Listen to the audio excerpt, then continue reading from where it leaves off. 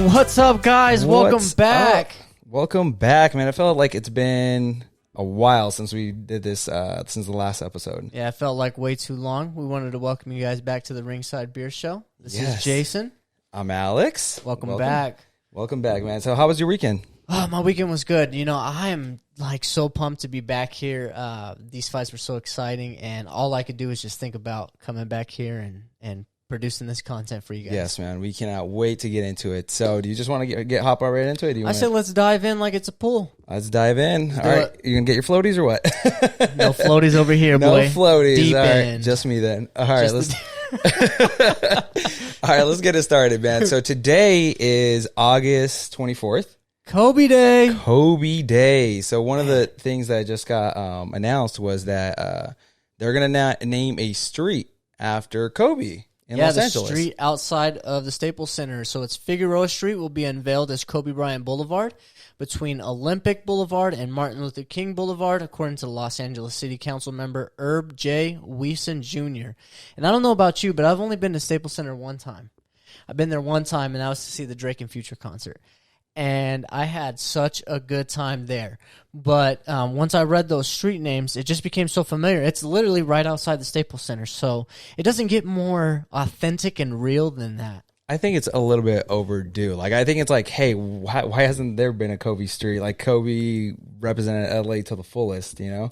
And I used to work right across the Staples Center for 5 years. Wow. So you know that side pretty well. I know exactly where that's at. And I know I used to work literally right across the Staples Center. There used to be this tall white building.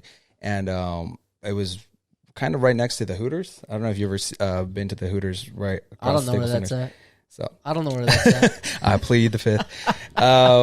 So yeah, I used to be there all the time across the Staples Center. I used to walk that every day within the Staples Center. So just, go to LA Live and go to, well, back then there used to be ESPN restaurant. Yeah, the ESPN Zone. ESPN Zone. Yeah, they don't have it anymore, but. Yeah, no, I think it's definitely overdue as well. The only thing is that we're now starting to embrace the let's give our legends a rose while they're here. Oh, yeah. Instead of when they're gone.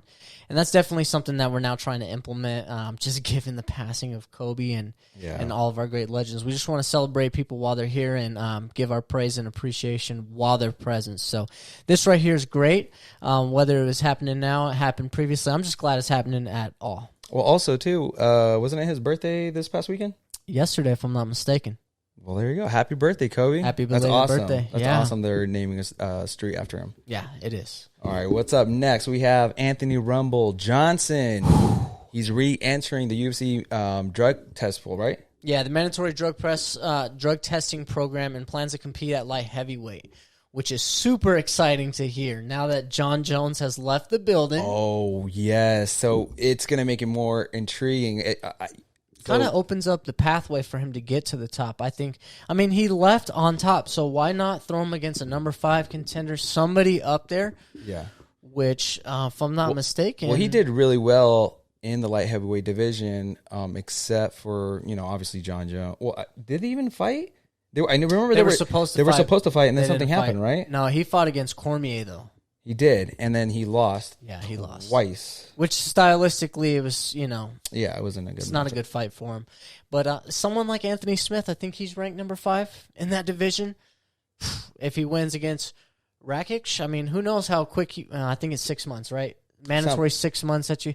I don't know. They do exceptions all the time. Oh yeah, but I feel this specific year, 6 months is like next week. That is true, and who knows? He could have already been inside that drug testing program, and we just didn't know. Yeah, well, that's exciting news. I cannot wait for Rumble to come back. Yeah, that division just needs some spark in it right now that John Jones has left the building, and what a greater spark than that. Yeah, I think he has a great opportunity now to get that light heavyweight belt.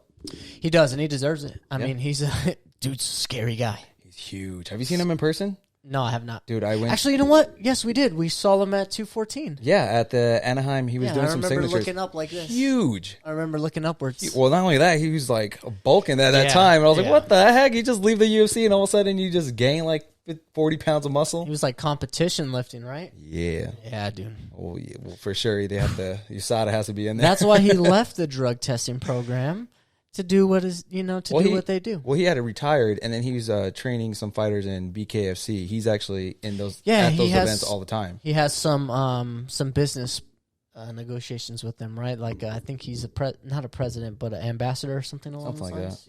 Yeah. He's been active in the sport. He's been staying around violence, and he's obviously itching for a fight. Yeah, run it. I run it, man. I'm excited. All right. Throw him against a top contender for sure. Dude, next up, we have some Canelo news. Dude, we have not heard nothing about Canelo, Triple G, or like the big names in nothing boxing. From boxing. It's been like they've been sheltering their big fighters for the floodgates to open back up, and now it's like they kind of realize this is the world that we live in, so let's adapt to it. Yeah. So WBC orders Canelo versus Yildirim. I'll take that. All right, for superweight, middleweight title. Yeah, the WBC has announced it has ordered Canelo Alvarez versus Anthony Yildirim for the vacant WBC super middleweight championship. Previous champion David Benavidez vacated the title after missing weight for his August 15th fight. This is good for Canelo. He needs to get back in there. He needs to start building some momentum. That way he can generate some more title fights. Well, not only that, it's good for DAZN because DAZN gave him a lot of money when they first signed the contract. $300 million, something upwards of like that. I was like, he was one of 10 fight deal, something like that. Well, he had when he signed it. What was it? 3 years ago, 2 years ago. Yeah, it was like somewhere like 3 years ago. Yeah, but he had the highest contract. Not named Mayweather. Yeah, I mean, DAZN needs him out there fighting. Yeah.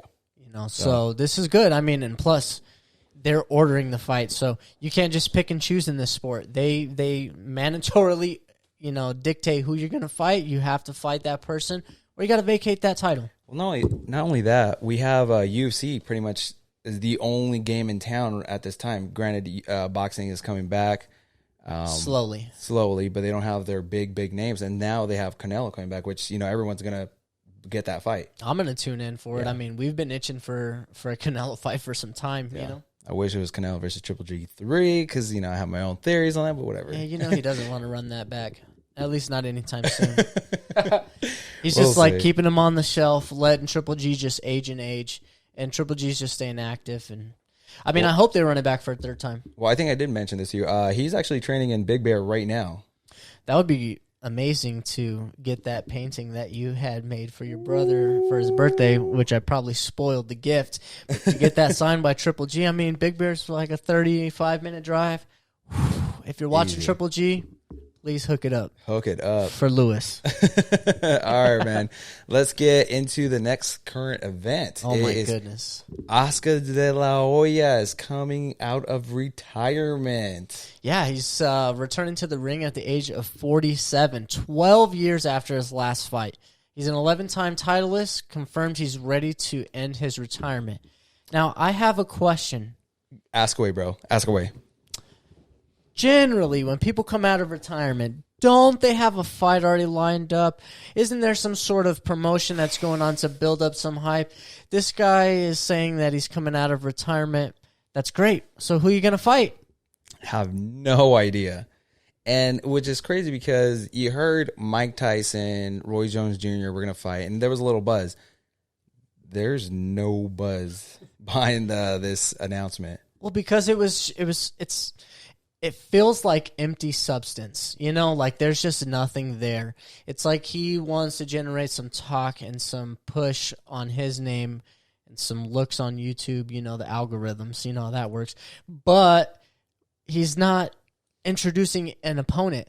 That to me is a red flag. It is, it's concerning. It really is, because at this point it's like, if you're going to come out and make this announcement, at least finish the entire statement and just say who you're going to fight. Or maybe who does he want to fight? Or, some options. Okay, for example, when Mike Tyson was talking about doing this charity event, I believe Holyfield was an option as well. Yeah. Right? Okay, so he has two different opponents. There's other people that he could have fought. Who is De La Hoya going to fight? I have no idea, man. Paulie Malignaggi? I don't know. That's what I'm saying. Like, I'm just throwing stuff out there because it's literally who. Yeah, he just announced he's coming back out, and that was it. But it's a funny story. I met De La Hoya back in 2016. And I was the only MMA guy in his, what was it? It was almost like, it wasn't a press conference. I would say just like in his immediate area. Well, it was for his Oscar de la Hoya's like Thanksgiving giveaway food drive. And they had a lot of people at the media there. And we're talking old school boxing heads. I am the only young gun, and I'm the only guy who's, at that time, I believe I was freelancing for the UFC, and De La Hoya was, let's say, pooping on the on Mayweather versus McGregor fight, dropping the deuce, so he was hating, dude. So he was telling everyone there, he's like, bro, you don't think I can go 2 rounds at least with McGregor? Come on, guys. And I'm like, bro, you think you could go 2 rounds? I was like, hold up. If he's talking strictly boxing, okay. You possibly, possibly, but who knows what type of shape he's in? But who knows? But I almost got a feeling that he was talking about in MMA, and I'm like, excuse me, sir. I'm glad you kept your mouth shut. You were there on other business. I was there on other business. I was official business. Yeah, I was there to photograph a different boxing event. It's like semi-pro. I believe it's semi-pro when amateurs become pro, but they're not. They don't have that much fights under their record. Yeah. Anyways, I was there to go photograph an event in LA, and met up with this journalist, and I just overheard De La Hoya talking all this stuff, and I'm like, bro, this is gonna come out, and it's coming out on the Ringside Beer Show. So yeah, seriously, hey brother, what you say can and will be used against you on the Ringside Beer Show. Anyways, I specifically remember that. I was like, dude, the first time I met Oscar De La Hoya, he said this, and I was like, and no more than like arm's length, and I'm like, okay, bro, yeah, okay, all right, well, I mean, you're coming out of retirement, so you can hit up Connor for a fight. I know. I mean, we can make it happen. We can make that happen. We made the Floyd Mayweather McGregor thing happen. We'll see, man. So why not, huh? Well, pull it out the bag. So they asked Dana White, but he's best friends with Oscar. Yeah, they're extremely close. They're best buds. I think they broke up a heart, and that one's carrying the one necklace. One says best, one says friend. No, but really, so after this weekend's event, the Frank Edgar versus Munoz fight, the press asked Dana White, a good friend of yours, Oscar De La Hoya, has announced he's coming out of retirement for to box again, and Dana White replies, "Cocaine ain't cheap. Isn't cheap." Oh my God! I was like, I couldn't believe it. I thought he was going to be a sincere answer or something. He's just no. I mean, that is a sincere answer. Oh, super sincere. But yeah, I truly felt that answer coming before he said it. I knew he was going to say it. And as soon as he said it, it just felt so good to the ears. I'm like, that was just the perfect response to that statement. That was hilarious. Well, Dana White and Oscar De La Hoya have always been beefing, and it started off with Mayweather McGregor fight. Yep. And he was extremely passionate about that fight not happening. Yeah. So, that's the weekend after, if I wasn't mistaken, it was going to be Canelo versus Triple G, and that's a great fight in its own. You didn't even have to essentially put down Mayweather McGregor, right? And yeah, completely different. I feel like you had a missed opportunity to be like, hey, that's a great wave. Promotion. Me and you do something. Canelo versus another best guy or something. Yeah, ride that wave. Right? Yeah. You know what I mean? Co-promote. Like you see you can co-promote and make a ton of money. Too much pride nowadays. Well, anyways, that's when the feud started between De La Hoya and him, and Dana White, I should say. Yeah, and then ever since then, it's just been an ongoing back and forth. And, I mean, Dana White does not hesitate to exploit Oscar De La Hoya's shortcomings and shenanigans. Yes. Anyways, I thought that was a super honest answer. Yeah, it was very genuine response to if you know Oscar De La Hoya and you know his past and you know Dana White and his past and how they feel about each other. It was literally the most funniest, perfect response that Dana White could have said. Yeah, man. I can't get enough of it. Continuing Dana White's press conference, they also asked him about what's his name? Scott Coker's comments. Go ahead, you take this one over. The president of Bellator. So in reply to Scott Coker's comments that Bellator now has the best light heavyweight division, Dana White's response was, "Isn't he cute?" Well, yeah, because even when he was explaining the answer, is like, hey, we let go of all these guys, and now you have them. So essentially, these are all the rosters that, It kind of feels wrong when you ask that question. Like, does Bellator have the best light heavyweight division? I mean, is that really a legitimate question to ask? I truly don't know, especially now that Anthony Rumble Johnson is coming back to the UFC light heavyweight division. That literally puts a stamp on the significance of Dana White. Like, hey, look, we've already released all those guys. Yeah. You kind of have our leftovers with all due respect. You do got some good fighters over there, don't get me wrong. But, these are, yes, we can have these questions like, can these guys compete? And we'll get into that with UFC fighters. But realistically, no. That division is not beat out by Bellator. I mean, not in my opinion. Don't get me wrong. They have some good guys, but they, if you're going to go head-to-head with the UFC, with their top guys, I don't know, man. I just don't see it happening. I mean, we're going to get into it later, but I really only see one or two fighters from Bellator that can compete with the high-level UFC guys, yeah. But that, yeah. He said, isn't he cute? Yeah, I mean, I don't blame Scott Coker. He's got to do these things, right? He's got to sell. He got to sell the fight. His product, yeah. Yeah, you got to sell the product, and, you live and die by the brand. And so I understand that. The thing is that when you're talking, it's like Pepsi and Coke, know? If you follow the sport of MMA, you know that the majority of the fighters that got let go went over to the Bellator. I should rephrase that. I should say it's more like Coke and RC, Cola. Oh, that's more genuine. Because Pepsi, I mean, it's got its fans, right? And, and it's pretty, I would say it's split down the middle with Coke. I'll have one or the other, right? But if you ask me if I'd rather have a Coke or an RC, well, I'm taking Coke all day, baby. All day. So I'm taking the UFC all day. It's just how it goes. Well, leading on to the next event, ESPN on Instagram released these two graphics: champ versus champ in each weight class or in each weight division. UFC's heavyweight champ versus Bellator's heavyweight champ, and so on. And what do you think, man? I really like this. ESPN, you're awesome for this because what a way to try to generate a conversation about this when realistically there's only so many points that you can make. Yeah. So I'll start off with my side. We can start off with the heavyweights. Yeah. This Stipe Miocic versus Ryan Bader. I am literally going to take Stipe all day just for the simple fact that in the division of heavyweight where he's defended the belt the most times, that's the most significant record that anybody has ever had in that division. Yeah. So with that being said, that carries a lot of weight with me, a lot of gold. It's heavy. Ryan Bader's great, and he's definitely one of the best, but if you lock him in a cage, dude, I'm taking Stipe. He just lost the light heavyweight title, so he just moved up to heavyweight, if I'm not mistaken, right? Yeah, he has to go and defend that belt now. Well, yeah, Stipe would win this fight. 100%. All right, then we have in the light heavyweight division, we have Dominic Reyes or John Blachowicz versus what's this guy's name? Yadim Nemkov. And he just beat Ryan Bader. This is one of those ones where we can't have the conversation. First of all, because we don't know who is going to be the light heavyweight champion.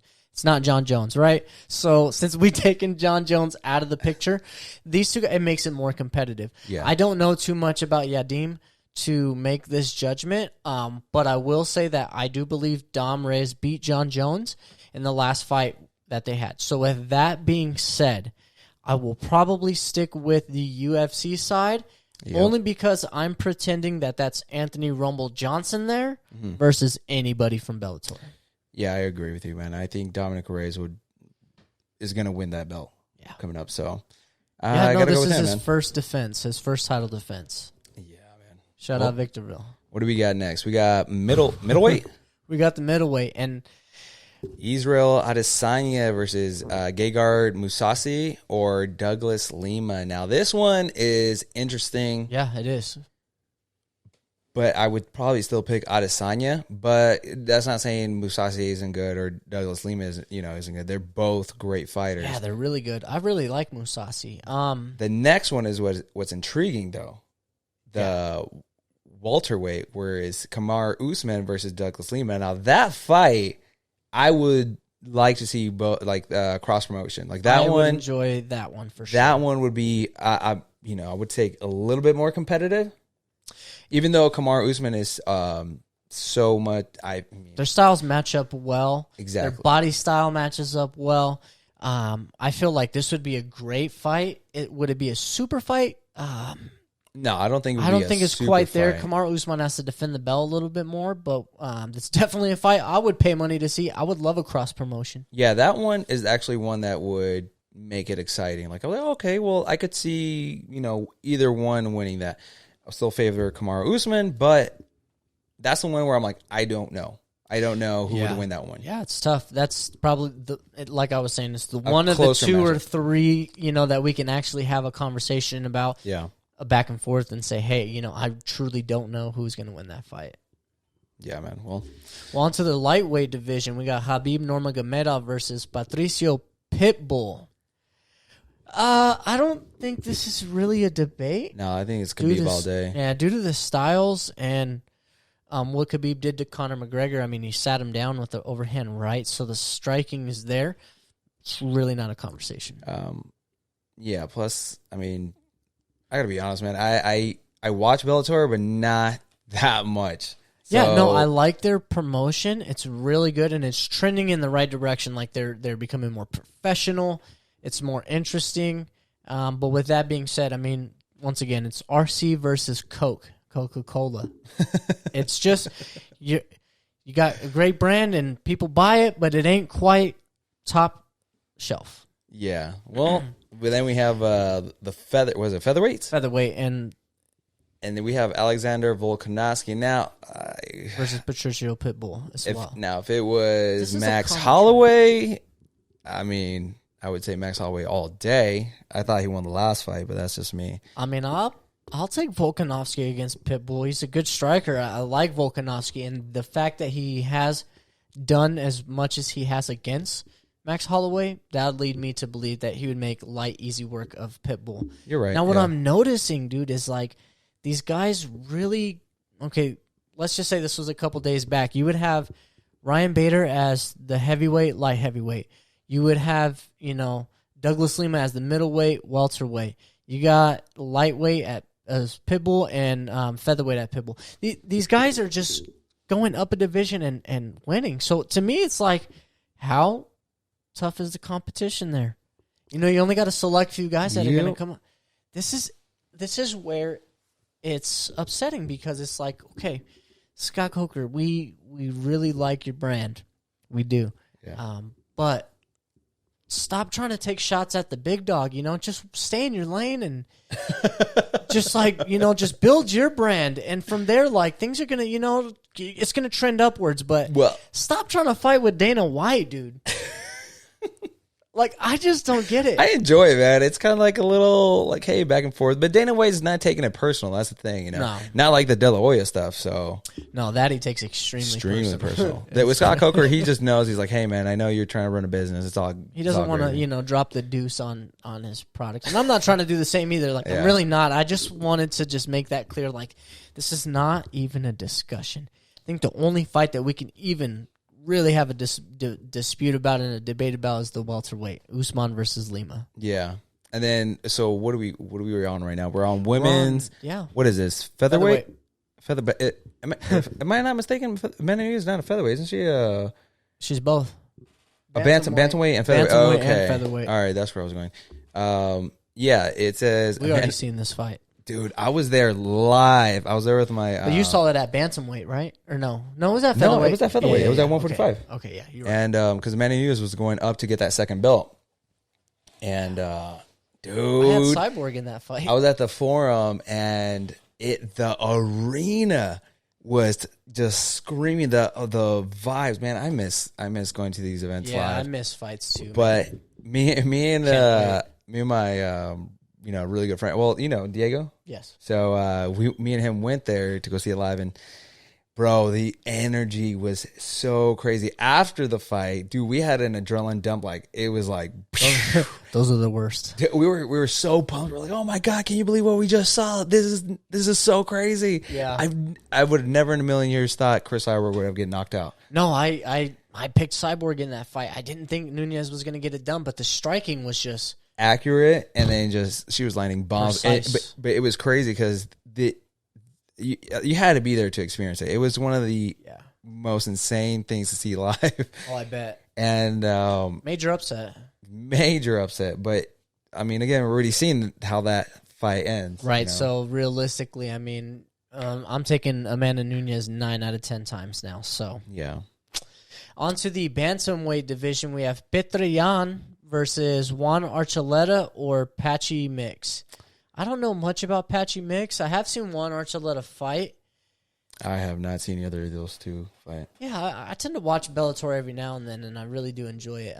Like I said, it's a good promotion that's trending upwards. Yeah. But I'm taking Petr Yan all day. All day. I mean, the work that he did on Jose Aldo was... Yeah. And Jose Aldo was the 145-pound champ before he lost it to McGregor. Yeah, this guy's, one of the best. And so the work that he did to him, it's like, you'll put any Bellator guy to sleep. Yeah. So, and then the last one they have in comparison, I thought this one would have been a little bit more, kind of like Kamaru Usman and Douglas Lima. Yeah, definitely. It's Valentina Shevchenko, and you got to help me out with this one. I'm going to go Aima. Aima Lil McFarlane. McFarlane. Yeah, we'll go with that. Well, she fights out of Hawaii. And flying Hawaiian. Yeah, so I thought this, out of all the fights they had on here, Kamaru Usman, Douglas Lima, would be, like, hey, that would be interesting to watch. Shevchenko, just because she's been smoking the competition at the UFC, and I'm like, you know what? I guess, who else is there? At this point, she's fighting people that are not number one contenders. It's like the 3 or the 5 or whatever, because they're running out of people. So this would be cool to see her fight somebody that's a proven champion and that has some competition. So I would like to see that. They can have that on the undercard. Yeah. Not on the undercard. Excuse me. Bro. As the co-main event. Excuse me. The disrespect here. I swear to God, I'm not trying to. I apologize. The right under Kamaru Usman, Douglas Lima, you can have the Shevchenko and McFarlane fight. Yeah. I would like that. Let me throw this one at you. They run back Amanda Nunez and Shevchenko for the third time. At bantamweight, correct? Yeah, obviously at 135. Or yeah, because there was some controversy in those fights. Yeah. Yeah, I wouldn't mind seeing that. Definitely, you can do that.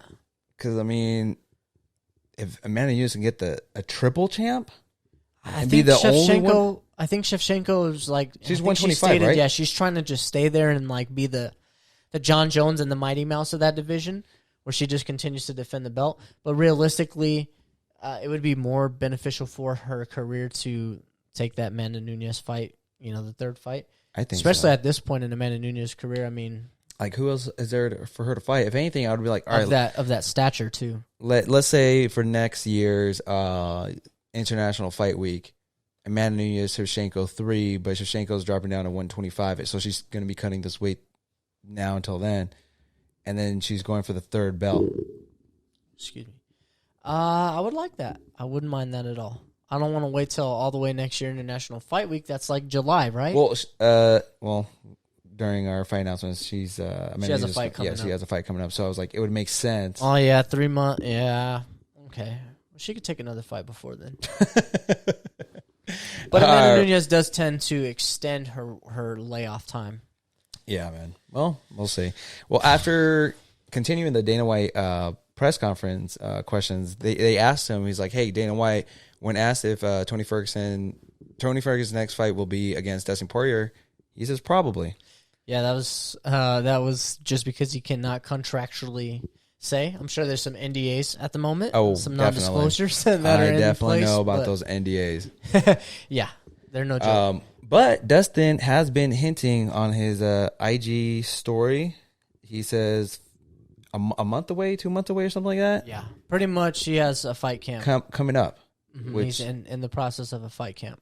Which, if it's Tony versus Dustin Poirier, I love it. This got to happen, man. These guys got to start taking each other out in the top, right? Because it's going to clear the fog, clear the air, make the the next couple steps more visible to us as fight fans and to the actual division. Yeah, because it can go so many ways. It all depends on how Gaethje and Khabib ends up, which we have our own thoughts on that. Yeah, tune into the previous podcast if you haven't.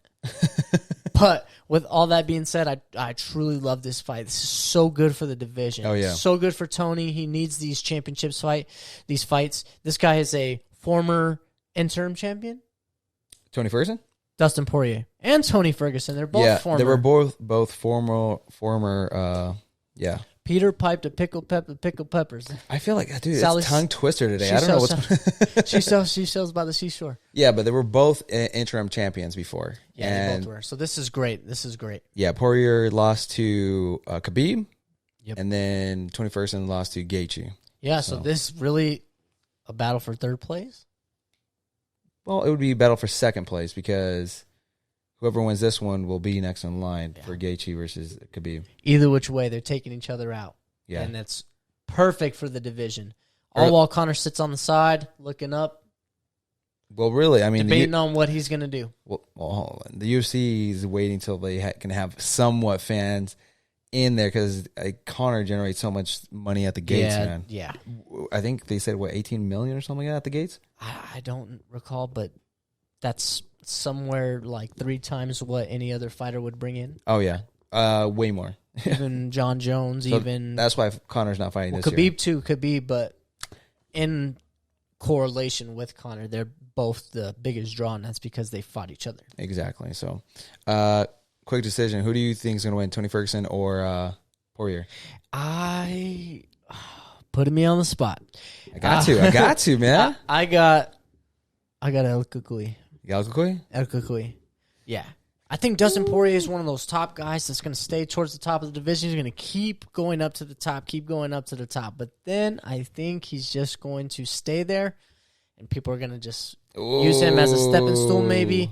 I don't know. That's just how I feel. I get the vibes, I could see that. Honestly, I could see either one going. So I don't know if I'm going to choose right now. I'm okay with either one. I just think, if I had to be put on the spot, I took a picture with Tony. Therefore, I'm very biased. Yo, Tony took a picture with me, so I'm going with him, man. Hey, that's my dog, all right? He signed my poster and all. I know. I can't even hear. He signed my poster, too, so. It's a cool cat, dude. We took a picture, and we put our fists up, and oh, my God, that guy's hand is huge, bro. Dude, you know what? So when you meet fighters in person, you imagine them bigger than life. I think I had about, 6 inches on Tony Ferguson? Easy? Yeah, I would say so. Maybe. I'm like, dude, when I was next to him, I was like, dude, I thought you were a lot bigger. Well, when I stood next to him, I just realized how big his hands were. And then I realized, that's exactly why he fights the way he does. He's able to grab people, control. He's just going to get you, slice you up. I love it, man. Yeah. Well, we're excited for that fight. I just can't wait till they announce it. Obviously, who do you got is the real question. Ooh, right now, I'll go with Tony. I think he could get it on the ground. Striking, if it's strike for strike, I think Dustin Poirier might get it. Yeah, but, Tony's a counterpuncher, so he's going to be looking for that boom, boom. But the thing about Dustin Poirier, he's such a heavy hitter. And we saw how Tony Ferguson reacted against a heavy hitter, Justin Gaethje. But Gaethje's like the heaviest hitter. Yeah, well, Gaethje lost to Poirier. So if we're doing bro science here, the Bermuda Triangle, bro. MMA math never works because this person could lose to this guy, but then this guy could beat him. So it's you never know, but. If it's standing up, I give the edge to Poirier. If it goes to the ground, Tony Ferguson. Yeah. So we'll see. To keep it on track with the current events, we had a fight that was called off. Owen St. Preux versus Menefield. It's called off due to a positive COVID-19 test. And that was for OSP. And that was OSP who tested positive. And I'm not quite sure. I think I did read this, that they are going to push that fight for some time in September. Like, they're just postponing it. Yeah, don't let it go. Keep that fight on the shelf. Once he clears his quarantine, I mean, if he's good to go, run it back. Yeah, I mean, hopefully he doesn't suffer any lingering effects, because I know that's a common thing with COVID lingering after effects, and we don't really have the knowledge of what happens with it, so who knows, how he'll bounce back from it, but prayers, best of luck. We wish you the best, and we can't wait to see you in September. Can't wait to see that fight, man. Seriously. Yeah, I was looking forward to that one, so. Yeah. All right, man. Word from our sponsors. Ringside Beer, since 2012, committed to bringing fight fans quality lagers and ales. Brewed in Anaheim, California, Orlando, Florida, and Queensbury, New York, Ringside Beer is proud to offer fresh beer in both 16-ounce cans and on draft. Look for our flagship American-style lager, Irish-style red ale, or any of our other beers in your area. Shop at ringsidebeerstore.com for t-shirts, hats, and tap handles. Get in touch at ringsidebeer.com. Get in the ring. Be ringside. Ringside Beer. Ringside Beer. Thank you, guys. We love you. Now on to weekend results. So we had a few fights happening this weekend? Yeah, we had a couple boxing fights, which we'll start with. And let's start with that. Sean Porter. Sean Porter, man. Versus Formella. And you know who got the dub on that one. Sean Porter. Dude. And I mean in tremendous fashion. Dude, I was watching the fight, and then the output that Sean Porter, put on Formella, dude, it was, if I'm not mistaken, in the 12th round, he was going into almost 300 punches landed, and Formella landed about 150. I'm just averaging it out. 300 punches landed. Okay, so he must have thrown 3 times that.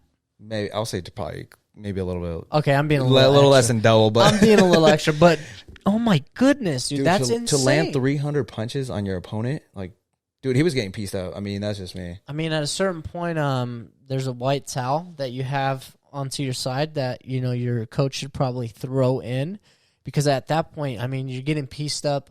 It's hard to come back from the points. Mm-hmm. I really don't see somebody bouncing back from that. So you have to kind of preserve your fighters. I think that's something that's more accepted in boxing, and it's not so widely accepted in the UFC. And guys like to go out on their shield.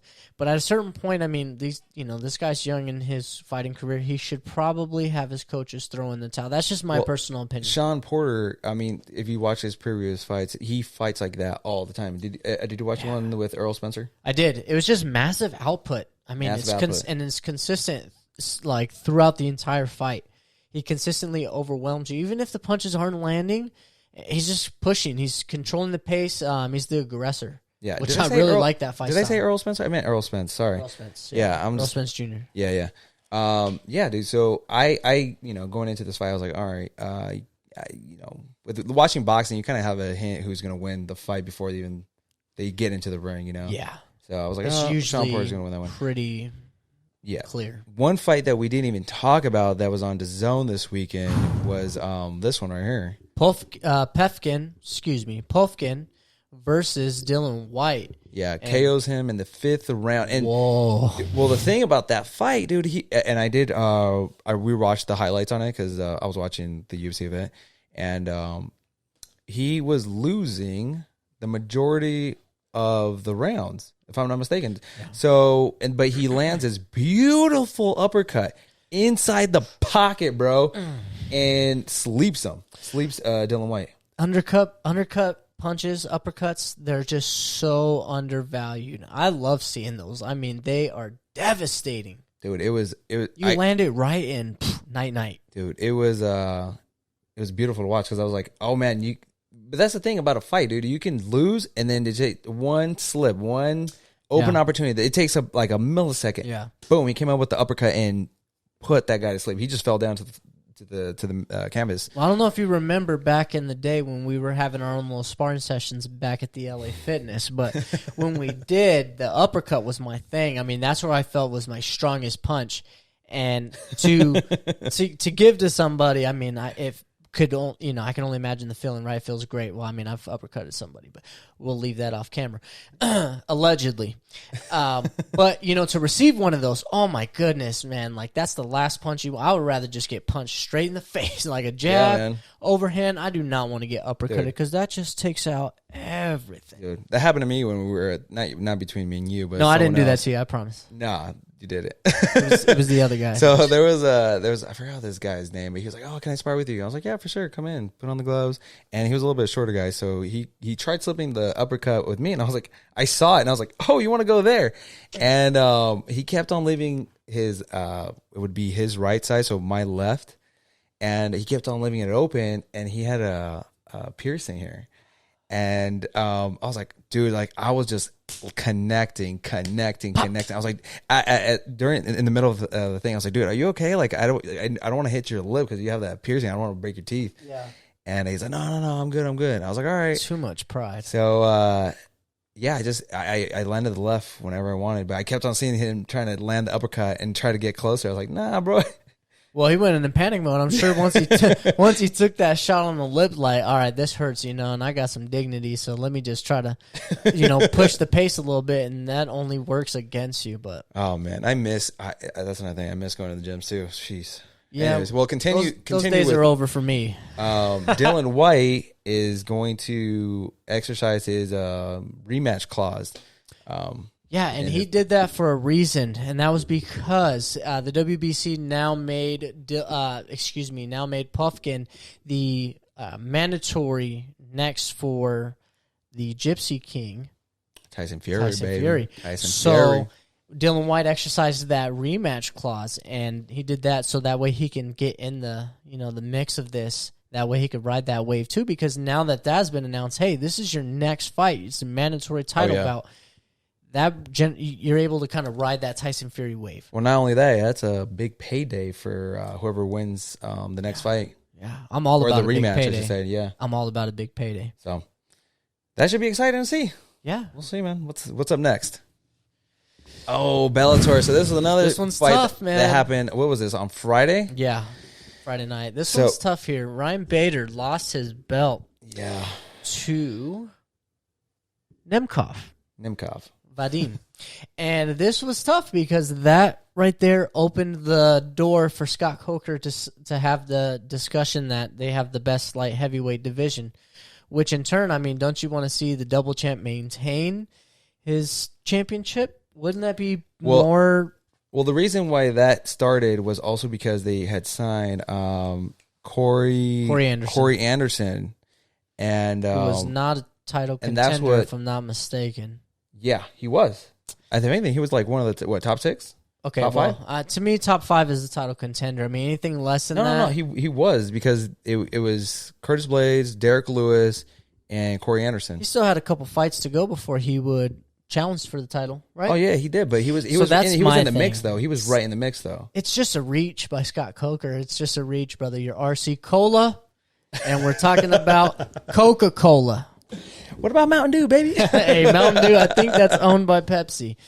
Those don't even matter because we got Ringside beer here. Yeah, that's soda. We're talking about Ringside beer. Yeah, the fight beer. Yeah, man, it was heartbreaking because he got dominated. Yeah, I don't know if there's some hidden undertones to this fight. Maybe he wasn't feeling well. Maybe bad fight camp, COVID had possibly limited his fight camp. Who knows? Who really knows? Yeah. Maybe he's just towards the climax of his career where things are starting to trend down. I mean, no, I don't think so. I think you hit it right the nail on the head where it was like a lot of fighters have to adjust to this, time of limitations, uncertainties, a lot of testing. So they're probably not getting a proper camp. So obviously they're all in shape, but they're not getting the full camp with a ton of training partners, and not everybody has access to the same things. Therefore, the results will be different. So who knows? Maybe that's one of the factors. But he lost in a pretty bad manner. I mean, that head kick was spot on. Cheers to you, Nemkov. That was a great head kick. Let me hit this one. Do you don't think it was a little bit behind the head? Just a smidge, a little bit behind the head? Like, you got smacked by the end of that foot? We're talking about two people locked in a cage fighting. I think a centimeter here, an inch here. No, I don't. Okay, you have to. Okay, so when I studied administration of law, right? I wanted to be a police officer and go down that field, and I studied administration of law. And the big thing that I had learned was there's two portions to a crime. There's act and intent. Okay. So the act obviously kicked him in the head. Was there an ill intent there? I don't think so. No, because he didn't intentionally go to kick him behind the head. Therefore, I don't see it being like a legitimate, dispute to say, hey, run that fight back or. Well, no, I was just wondering if it was a little bit behind that, but it landed on the side, but I guess the foot kind of just like smacked the back of the head. So it's like in this general area, and that I would rather not get kicked in the head there, so I can understand. It was definitely a little behind the ear, but it wasn't intense. Two elements to make a crime. Yeah, and I don't believe the intent was there. You're right. That's just my thought process. What do we got next? Oh, this was awesome. This was awesome right here. The upset of can I say the upset of 2020, bro? Yeah, dude, because it was. I saw the betting lines, and I was like, I don't even know who the opponent is. Who? What's her name? It was. Was it? What's her name? Dotson? No, Dobson. Oh my goodness. Yeah, well, Dobson won, who was a huge underdog, and she was fighting a massive favorite. And what was the betting odds? It was she was a woman with the stretchers, and she has the tape on her ears. Yeah, but she starts with an A. Wasn't she was a plus 1,000? It was like 100% people were not taking Dobson at all. Serious, and I just want to disclose as well. I did pick her on DraftKings. Yeah, you did. Now, did you pick her because you thought she was going to win for sure, or what? Well, let's be real here. That payoff is intense, right? When you see such an underdog, you kind of hope that dude, she was a plus 800. If you put $50, you got 400 right there. And that's just that fight. So I definitely picked for the possibility of a return. I really didn't know if she could pull it off. I didn't know too much about her. The odds, because they were so big, they matched the Rousey versus Holly Holm odds.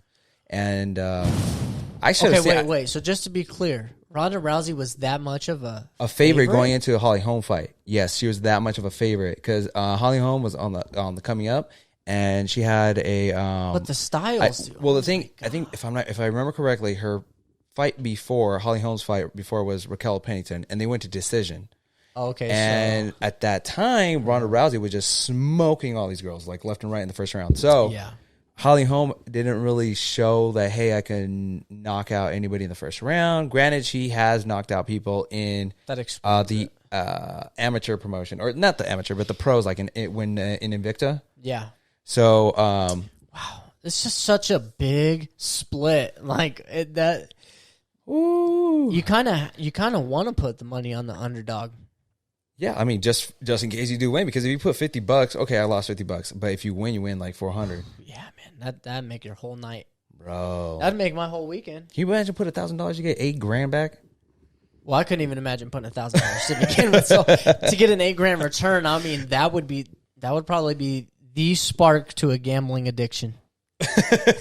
You're like, oh man, here goes something. I need $8,000 again, and the next thing you know, you're just losing all your money. So, I don't think I'd ever want to win like that because that would be definitely a spark to a bad habit. But I have some great people in my corner that can definitely provide bumpers. Well, not only that, but like the UFC, these fighters, and I don't know if it's the small cage that is causing this. The upsets, almost every card, there's an upset. It has to be that. It has to play some sort of factor, right? You're taking away 5 feet in circumference from these fighters who train in those things. Like, I don't see it not being a factor. Oh, dude. You know what? Speaking about the upsets, Sean O'Malley, let's bring this back from last night. We don't even have a slide because that boy just popped in my head humble. Right now. That boy is not humble. What did he say? He was like, someone I could just beat. Like, I could have beat him so easy. Yeah, he's like, I was so upset that I lost to somebody that's just not as good as me. Exactly. And he's like, you know what? I put out that humble tweet. I ain't humble. Whatever. I'm not humble. And I'm like, oh my goodness, dude. I was like, dude, the simple humbled Wasn't tweet it? was like a perfect thing. All right, get back in the gym, go do your thing. This is why I made it a point in our previous podcast, which you should look back and tune into and actually look back. This is why I made it a point. How is he going to react in defeat? How's he going to handle himself? Obviously, he's keeping the Sugar Show train chugging along. Dude, so talk that talk, bro. I mean, but straight up, if you're gonna talk that talk and you get Cheeto again, they have to run it back, dude.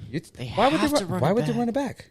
Because I want to see that. Okay, let's be real here. His ankle looked bad and it went out. If that didn't happen and they, let's see it go the distance, or let's see what really would happen. Run it back.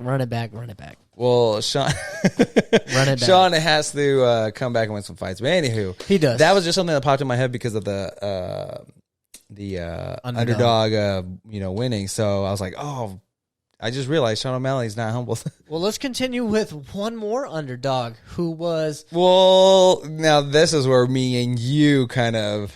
I mean, if we're going off the bets, Old Boy was an underdog. I mean, a lot of people were going for him when I was talking to people asking, who do they have? Yeah. Okay, so this ended up being the fight of the night as well. And this was Frankie Edgar versus Pedro Munoz. And I could not believe Frankie Edgar was an underdog. Like, I was like, really? I could. Really? I could. No, because I looked at Frankie Edgar's history. We're talking his full record. He has never lost 3 in a row, ever. And this previous time, he's been on a 2 losing streak, and I was like, there's no way he's going to go on a third. Right. He's fought at 155, he's fought at 145, he's definitely fought tougher opponents. And then I'm like, okay, you know what? Let me check out Pedro Munoz record. And top level guys he loses to. So I was like, you know what? I'm going to put my money on Frankie. Even though he isn't an underdog, I'm going to put my money on Frankie. And so you went the educated route. I went the impulsive, emotional route where, like I've explained before, I don't enjoy when guys go down in weight. It's not the ideal thing to me because it's just a sign of, I would say, I don't want to say desperation, but just a last-ditch attempt to push for a title. So I don't enjoy when guys drop down in weight. And when I seen that Frankie Edgar was coming down, I didn't enjoy that. I was going to pick Munoz because I just felt he, knocked out Cody Garbrandt. He might have some upwards. I don't know. I just picked off impulse, emotion. Well, yes, he did knock Cody Garbrandt out. But so what happened during the fight was supposedly there was a headbutt. Cody Garbrandt got pissed and he just started brawling. And he got caught. So that was my chalk up to being like, hey, you lost, but it was more of a like, you lost because of you losing your emotions in the fight. Right. You didn't lose to him. You lost to yourself. I kind of threw out that fight, even though Pedro Munoz got the knockout, and he's a great fighter. Like obviously, I mean, he went 5 rounds with Frankie Edgar, and he looked bad after the fight too. I mean, so this fight ended up being a split decision for Frankie Edgar, and I just wanted to make that clear. It was a split decision because, there's controversy. I have opinion. Once again, I use these things right here. See these glasses? Dude, so I need a little help. Those are pretty thick over there. Yeah, and they're only going to get worse, too, as age comes. But, I kind of seen it going a little bit different way. He saw it a little different. I when I saw the betting, I was like, dude, should I put more money? Because I was like, I definitely thought Frankie was going to win this fight. I think it was like 49-48. Munoz, right? And then it was, or Edgar. And then it was 49-46 Munoz. And then I was like, super took back. And I was like, okay, this is weird. And then it... Really? I think it was like that.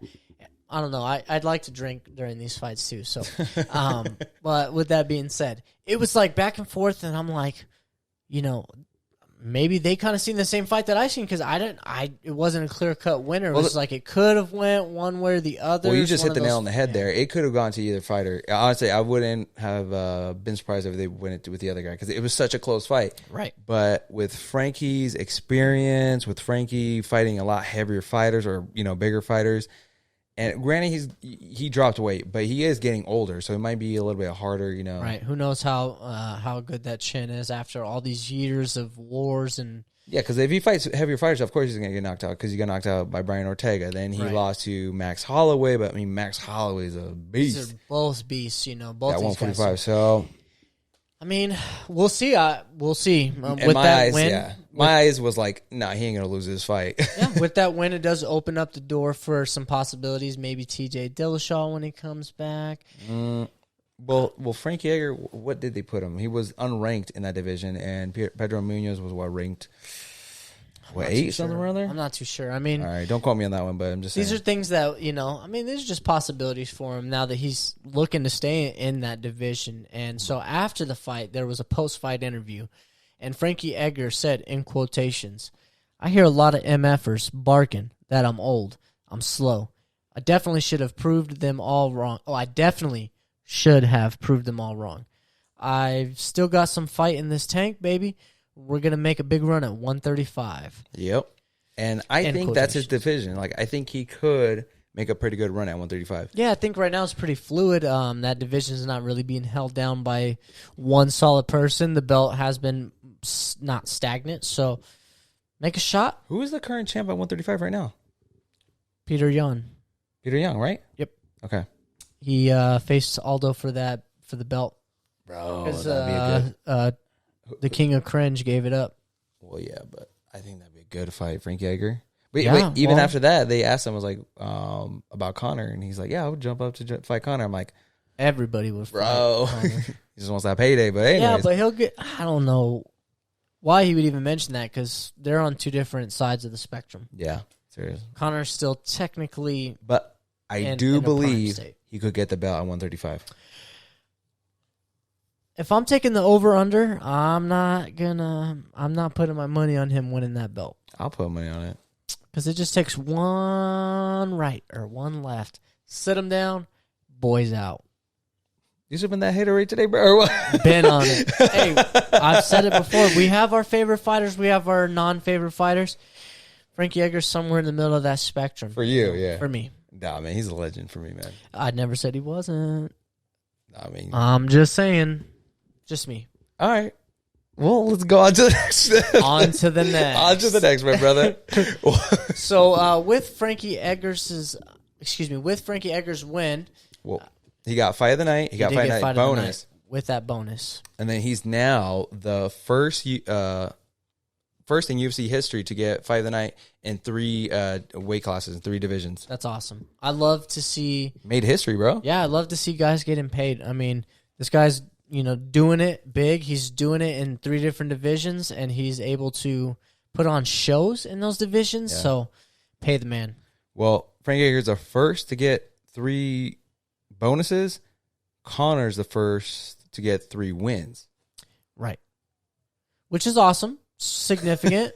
Conor, come back. Yeah, that ain't gonna happen this year. Hey, bro, we want to give you all the juice, man. I think just right now sitting on the sidelines, like we're gonna save that, cup of juice for somebody who's now competing. Yeah, well, 2021 is, from what I hear, he's gonna be coming back. I would like to see that. Until then, yeah, 2020 speculation. Ain't gonna happen. Yeah, he's retired as of right now. Oh, man. Well, anyways, let's go into fight announcements. These are the fights that got announced over the weekend since the last time. All right, go ahead, man. Hit him with the first one. On September 5th, we've got Overeem versus Sakai in a heavyweight bout. This is a good fight. I like this. It's exciting. Yeah, you know what? With Overeem, how much more? How much more? That's exactly what I was going to say. And I think this is a good fight to determine how much more. If he puts this guy out within the first round, knocks him on his butt, puts him night. I wonder if Overeem is happy fighting more up and comers, because with Stipe, he will lose. With Ngannou, fucking lost bad. Who else was on the heavyweight division? DC. Well, DC's out now. I don't know if Overeem can win that title. No, he can't. This is kind of the last hurrah, and so that's where I hope he can win. Just right out in the sunset. Well, if anything, not right now. Maybe another fight. I mean, he's won soon. He's won plenty of belts in other not divisions, other promotions. And I'm just wondering if he's just happy, be like, hey man, my skills will beat anybody under top 10 or whatever, right? Let's just say, or put up a really good fight under top 10. I'm just happy getting the checks now. I make pretty decent money. Make about over 300K or something like that. Yeah, he gets paid to fight. Exactly. So if it was me, I'd be like, man, I just want the money. Let me just make as much money as possible. Yeah, I mean, I don't know how many fights he has left in his UFC contract, but I hope he knocks him out soon. We'll see, man. But this one's going to be interesting to see where Overeem's at. I think it's time to call it a night, Overeem. Just saying. So? I was going to say, dude, are we done with the podcast? Or what? No. We still got some content. Yeah. I'm talking about for Overeem and his career. You got a little notification? It's getting a little late, brother. Hold up, I got a little notification real quick. Getting a little late. I don't know, man. I'm excited to see this one just to see where Overeem's at, because is his chin gone? Because he has been getting knocked out pretty bad lately. Yeah. Interesting to see. So that's September 5th, guys. Yep. All right, what's next? Early prediction. What do you think? Oh, shit. Sorry. I'll go with Overeem. I really want to see what he can do. Yeah, I'm going to take Overeem, too. I would like to see him right off in the sunset with a win or two. Yeah. Now, this is the one we've been waiting for. Here we go. We got an updated date, and this was on Boxing Hype, on Instagram Boxing Hype. Thank you, Boxing Hype. September 12th, 9 p.m. Eastern, we got Mike Tyson versus Roy Jones Jr. live on pay-per-view. Finally, man. So thank goodness. Do you think they're going to have people there? Yeah, I do think they'll have a little bit of people there. I know the NBA has used this layout now where it's like close friends and close family members where they can actually get tested and have them there for the playoffs. That's for the NBA. So I think they're going to adapt some sort of model to have some fans there, maybe higher level investors, maybe close friends and family. Who really knows? Training partners and all that stuff. Training partners, yeah. So because how exciting though. I was hearing it was more about they postponed the fight when it was supposed to originally take place in early August? Correct. And because they were trying to get more revenue because there was a lot more buzz around this fight. Yeah, no, I think with the casuals, I should say. Yeah, I think there's a lot of things that went into play where they definitely wanted to implement that, build some more hype, some more revenue. Also wait for the flood doors to open back up a little bit. People be a little more comfortable. People going back and getting jobs again. More money flowing. Yeah, plus, I mean, the casinos, they're having fights at MGM Grand now. I feel like betting is at an all-time high right now. Oh, yeah. Well, I mean, people have saved up their stimulus package and trying to double that up. Hey, you're playing with house money right now. Playing with house money. So. House money. All right. And when was that date? That was September 12th. September 12th, guys. Tune in. Yes, definitely. Next up, we have on September 19th, Covington versus Woodley, dude. Talk about all the smack, and finally, dude. They're finally going to make it happen. And I felt this fight should have happened a while ago, but just feels like almost surreal to see this fight card in front of us. I'm so glad it's happening. I'll take this fight now. I'm cool with it not happening in previous times.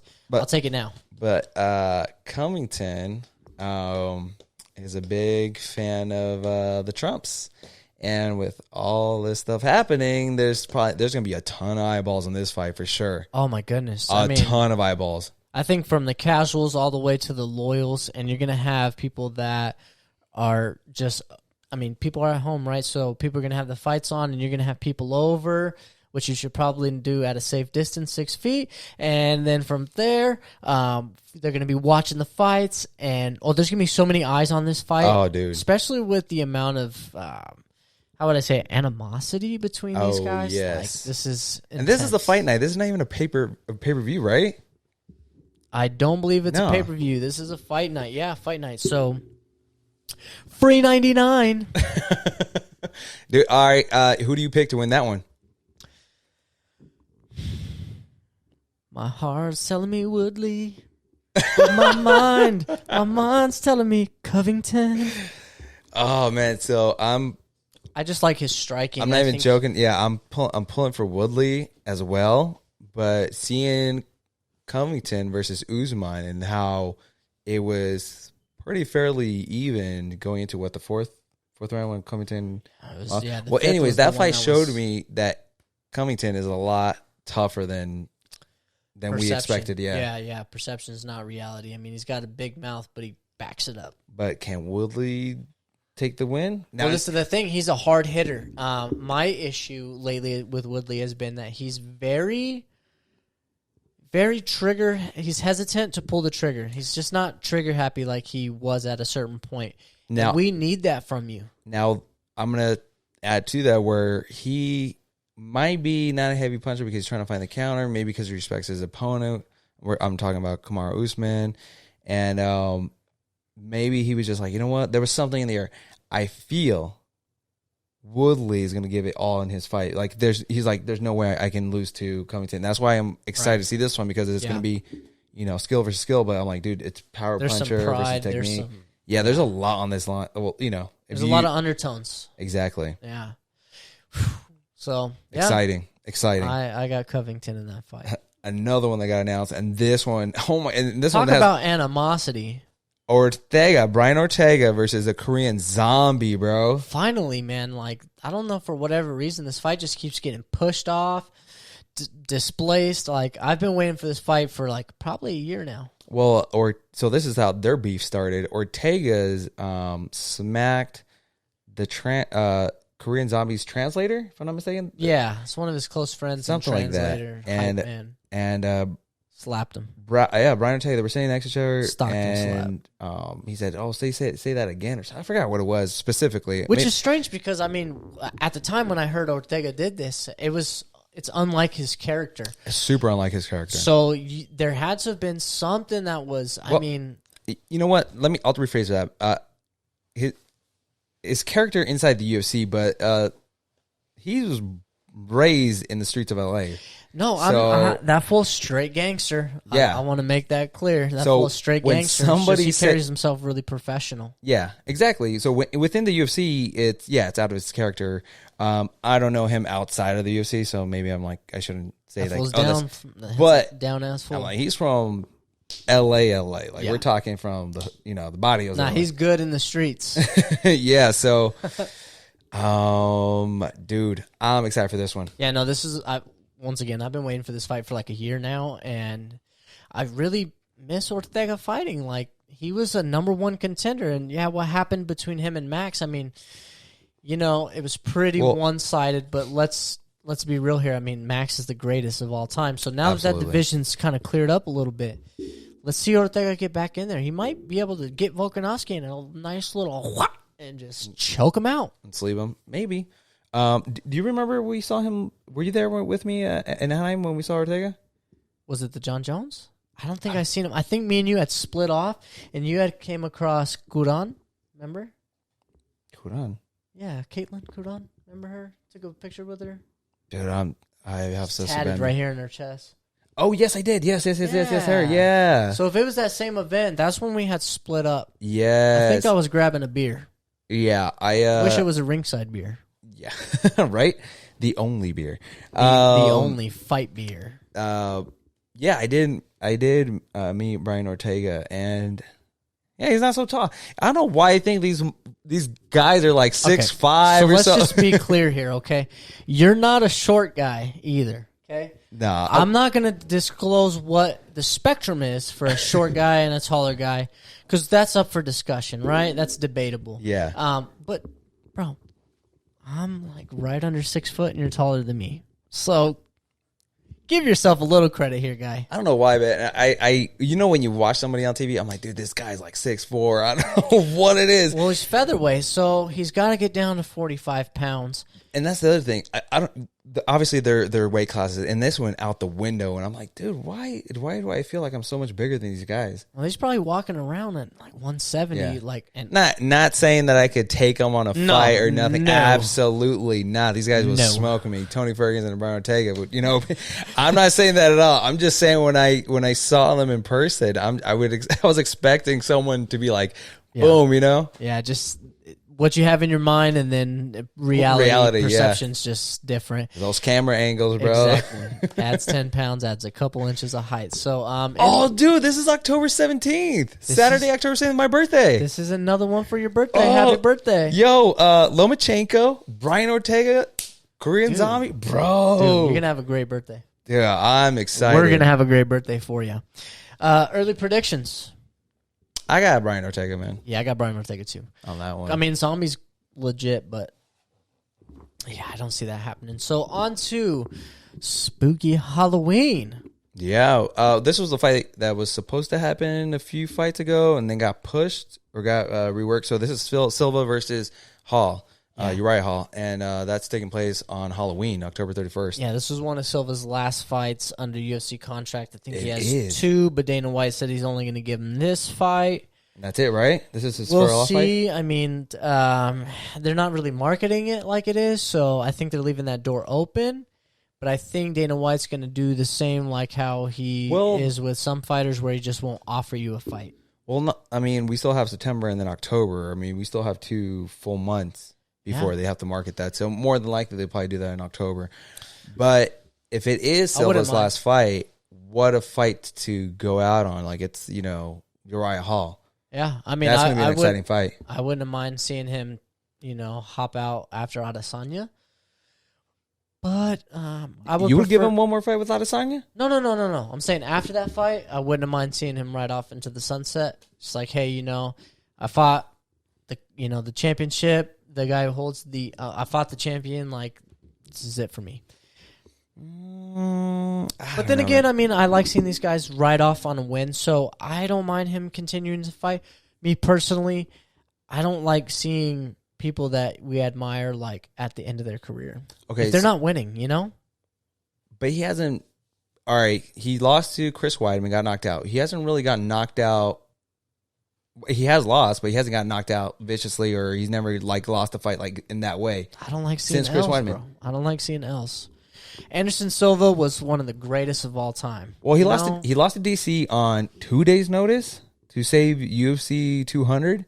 I mean, that was kind of like, dude, you didn't even train for DC. I know, but it's just like, and it was completely different style. DC's a lot heavier fighter. He lost to Adesanya, and that was just a beautiful fight to watch because it was almost seeing the younger Anderson Silva take on the older. So that was almost like guard. Exactly. So I didn't mind that loss. And also too, he didn't get knocked out. He didn't, you know what I mean? So it was just like, Silva still has a couple fights in him. Now, are they number one contenders? No. Maybe not. But if anything, you could probably hit. Dude, what? The super fights. I wanted him versus GSP. We never got that. Him versus John Jones. We never got that. And I felt like we missed on such mega super fights. Yeah. His career has so many what ifs. And now, if GSP were to come back, I actually wouldn't even hate that fight.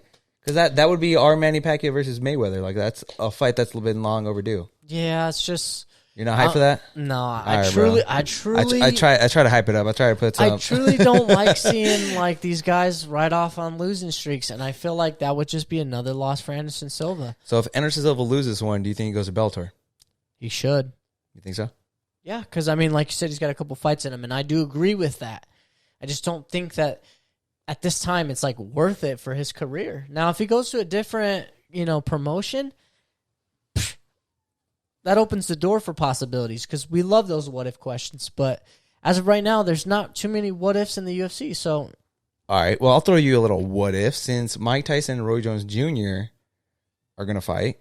What if Roy Jones Jr. wins, and what if Anderson Silva versus Roy Jones Jr., they finally make that fight happen? They've been talking about it, right?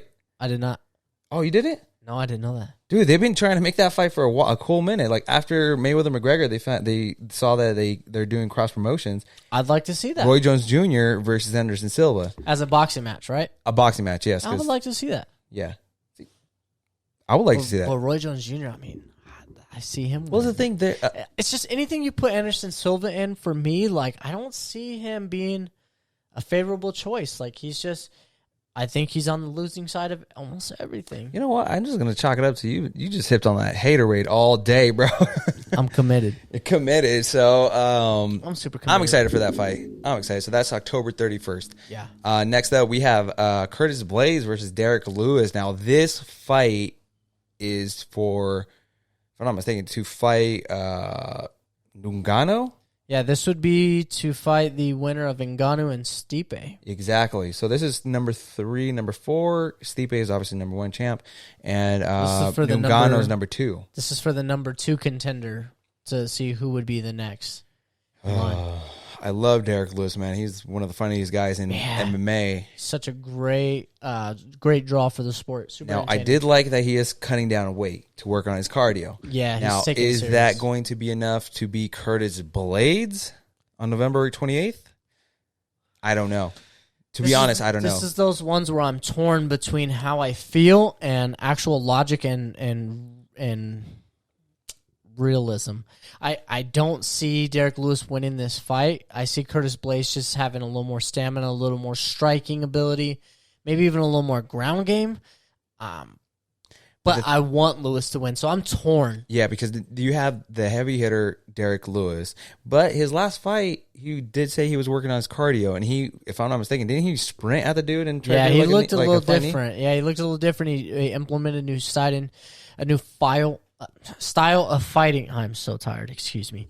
A new style of fighting that is now more throwing less caution in the wind. Like he's willing to fight more.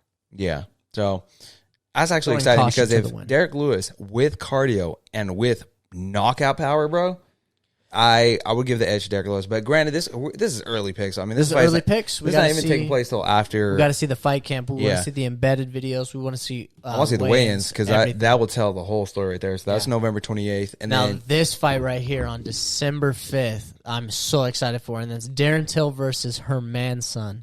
Yeah, dude, that's gonna be Till.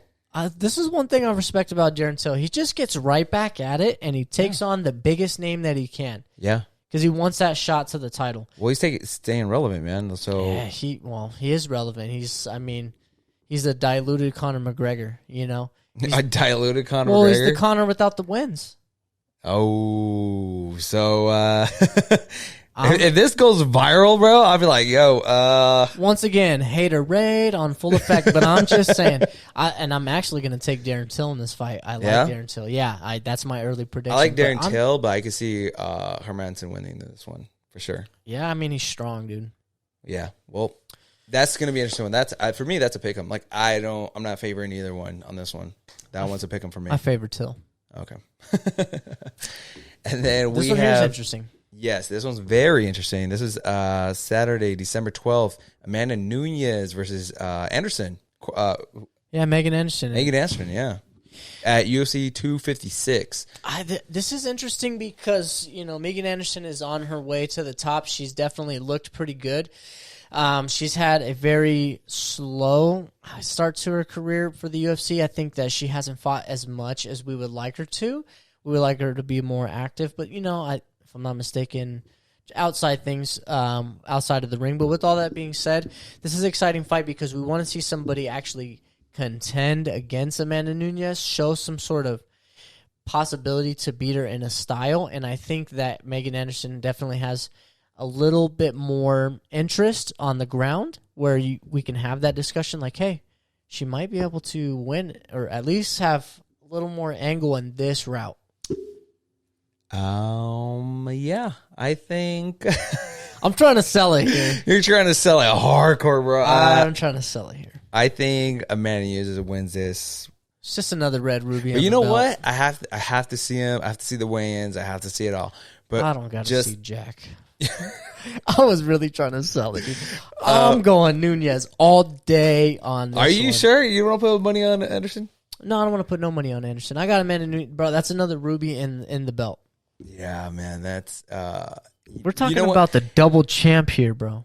I'm gonna have to look back at Megan Anderson's previous fights and see stylistically. But yes, I am leaning. Is it because I'm so passionate towards this vote that you're like, anytime this guy's like this, He usually picks wrong. So let me do a little education. I'm going to have to check it out, bro, because that's his tactic right there. You pick with the motion, so.